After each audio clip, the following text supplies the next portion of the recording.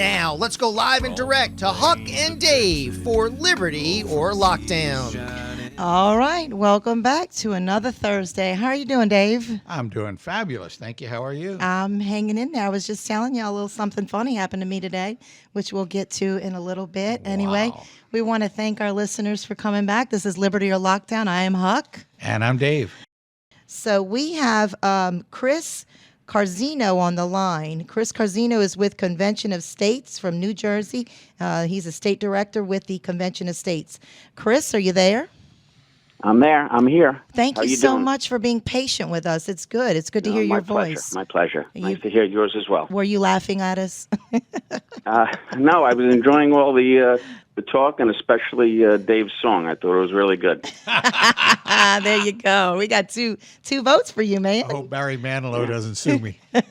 When is that going to be on iTunes? Yeah, exactly.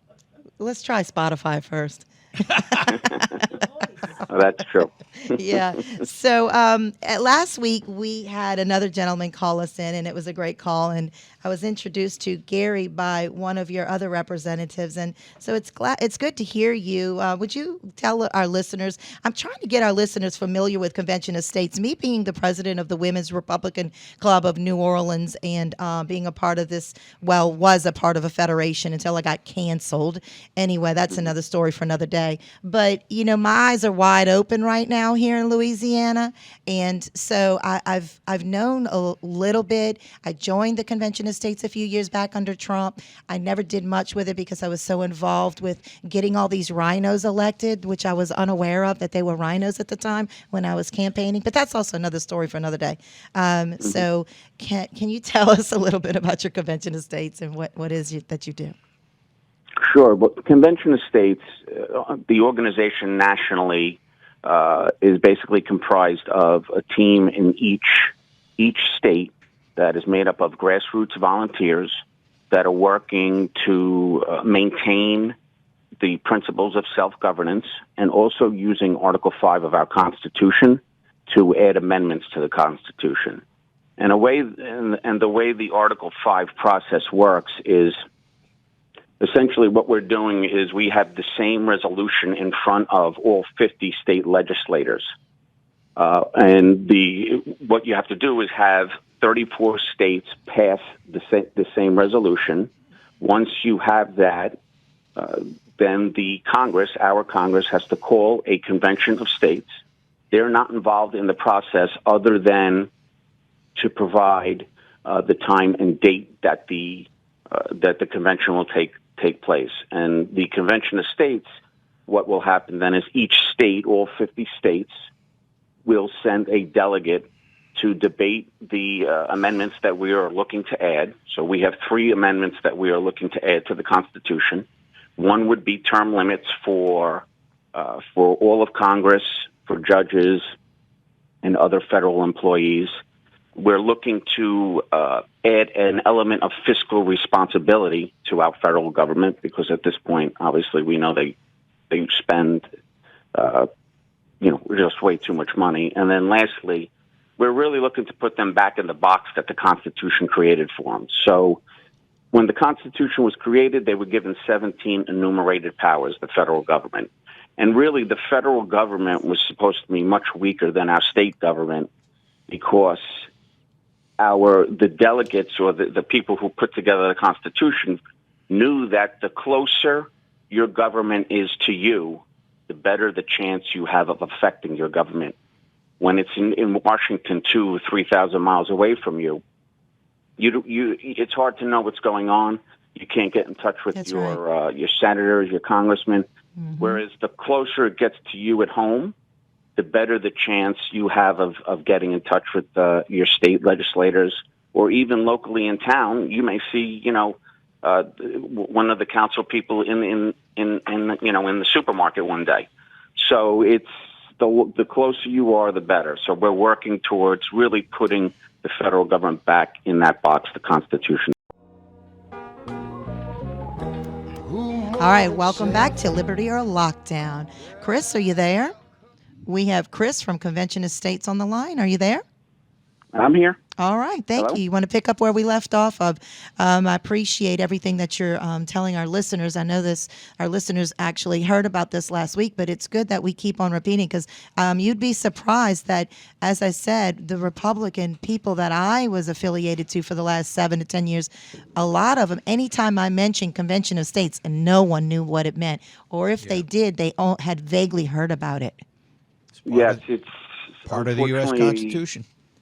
Yeah, it's Article 5, but unfortunately the Constitution does not get taught anymore in our schools. Yeah. Yeah. So it's it's a hidden gem at this point, and you'd be surprised how few, like you said, how few people really know about it. It's But the thing it's that's catching important to momentum, though. It remember- is catching momentum. It definitely is. The thing that's important to remember, though, is it's really the organization's for anyone who believes in the Constitution. So you could be Democrat, Republican, Independent. That's right. If you believe in the Constitution, you believe in what we're doing. That's exactly right. And to your point about momentum, September was the biggest month, that, at least for New Jersey, for petition signings.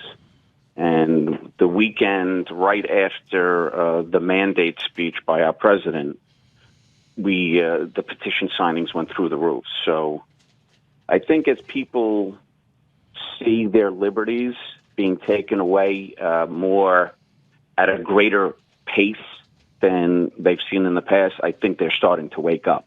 I believe that too. So they yeah, I need to think wake it's up, and they need to wake up fast.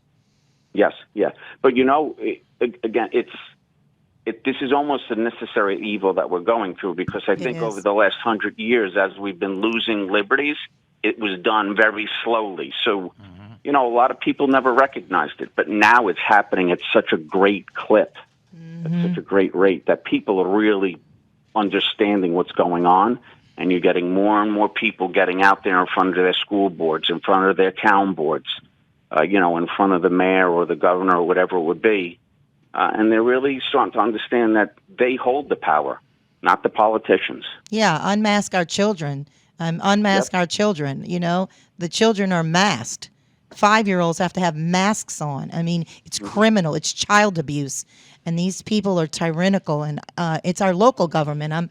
I'm very involved with our local government, and I'm enemy number one because I'm calling them out. I'm tired of this.